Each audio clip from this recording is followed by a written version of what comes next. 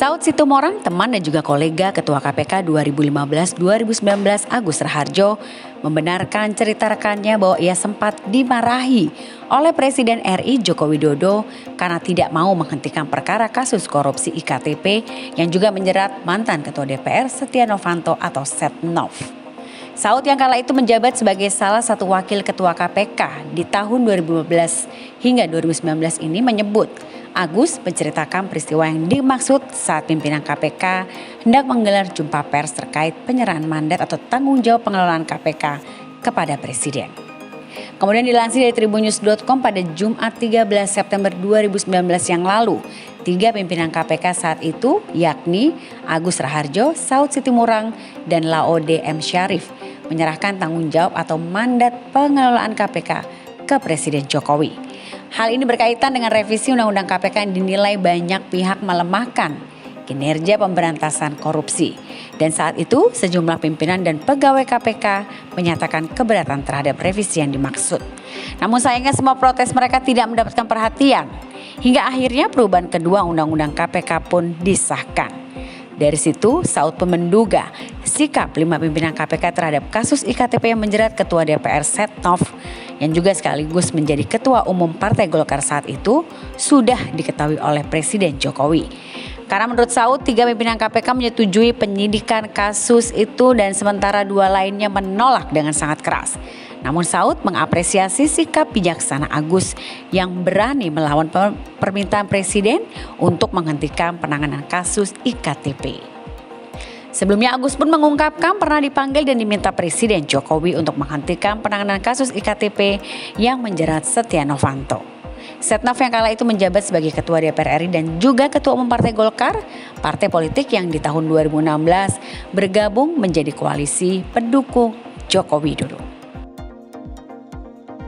Mohon maaf, kenapa saya kemudian tadi di depan juga menyoroti tone of the top, keinginan Pak Jokowi itu kemudian perlu juga menjadi perhatian kita. Saya terus terang pada waktu kasus IKTP, saya dipanggil sendirian. Oleh Presiden. Presiden pada waktu ditemani oleh Pak Pratikno. Jadi saya heran, biasanya memanggil itu berlima, ini kok sendirian. Dan dipanggilnya juga bukan lewat ruang wartawan, tapi lewat masjid kecil itu. Jadi dijemput dari sana. Nah itu di sana, begitu saya masuk, Presiden sudah marah.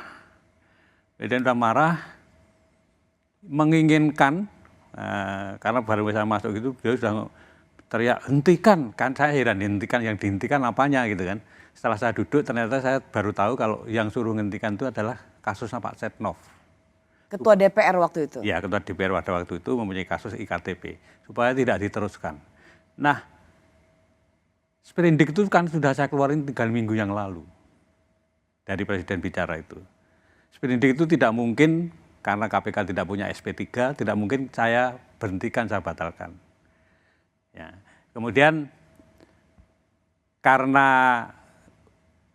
tugas di KPK itu seperti itu, makanya ya kemudian tidak saya perhatikan, saya jalan terus, Tapi akhirnya kan dilakukan revisi undang-undang, nanti kan intinya revisi undang-undang itu kan SP3 menjadi ada, kemudian di bawah Presiden, karena apa pada waktu itu mungkin Presiden merasa bahwa ini Ketua KPK diperintah Presiden kok nggak mau, apa mungkin begitu kemudian itu gelagat awalnya ya? Ya.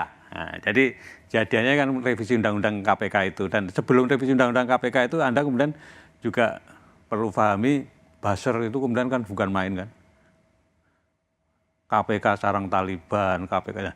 Jadi sehingga civil society pada waktu itu yang membela revisi undang-undang KPK itu sangat-sangat sedikit. Agus, kalau saya ingin kembali, jadi ini sebuah kesaksian ya dan fakta yang Pak Agus alami bahwa Bapak dipanggil oleh Presiden untuk menghentikan kasus IKTP yang mentersangkakan Setia Novanto waktu itu menjadi Ketua DPR. Ya. Bapak bersaksi itu ya? Saya bersaksi. Saya bersaksi dan itu memang terjadi yang sesungguhnya saya alami sendiri.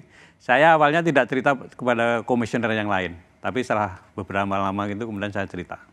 Apa yang Bapak jawab ke Pak Presiden ketika Bapak Presiden mengatakan hentikan soal IKTP ini? Saya bicara apa adanya aja bahwa sprindik sudah saya keluarkan 3 minggu yang lalu, di KPK itu nggak ada SP3. Nggak mungkin saya memberhentikan itu. Yang Anda tangkap Pak Agus, yang ingin dihentikan Presiden itu adalah jangan sampai mentersangkakan Setia Novanto yang waktu itu menjadi Ketua DPR. Karena Presiden waktu itu juga nanya kepada Pak Menseknek, Pak Sarasik, sprindik itu apa toh gitu. jadi itu kejadiannya pada waktu itu. Dan akhir dari pertemuan itu apa Pak? Yang nggak ada apa-apa. Saya diperintahkan nggak mau ya sudah saya pulang begitu aja. Dan Bapak kemudian melihat time frame-nya atau waktu demi waktu, bagaimana kemudian ada pelemahan KPK. Ya. Salah satunya dari kesaksian yang baru saja Pak Agus Raharjo katakan bahwa memang karena pimpinan KPK independen, tidak bisa diperintah oleh kekuasaan, maka dengan cara mengubah undang-undang KPK lah pimpinan KPK dapat diatur. Ya. Itu salah satu yang setelah kejadian revisi undang-undang KPK kemudian menjadi perenungan saya.